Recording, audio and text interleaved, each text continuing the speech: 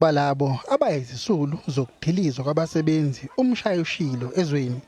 Abanye bathi sebenezinyanga beza lapha ukuzofuna imali yabo ye-UIF kodwa dololo.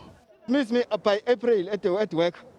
By April. Since now, I'm busy applying. They said come this day. They give me the date. I wonder why. Baqala ukufika ngezintathakusa ukuze babe phambili emqeni. Kodwa lokho akusizi ngalutho. The one activity that puts me at most risk of contracting COVID, I believe, is waiting in these lines. Abanye bathi ngisho ukuzama ukufaka izicelo nge-internet akusizi. Maybe they should just scrap the filing online because it doesn't work. Makhathaleni ngehora leshumi ekseni kuphume osebenza kuleli hovisi wanqamula ulayini wathi abanye baphinde emakhaya babuye ngelinye ilanga. Leli hovisi kuthiwa alinayo umphathi futhi linabasebenzi abangenele. We used the last money to come here. After all, they just cut at 10 o'clock. That's wrong, really. That's wrong.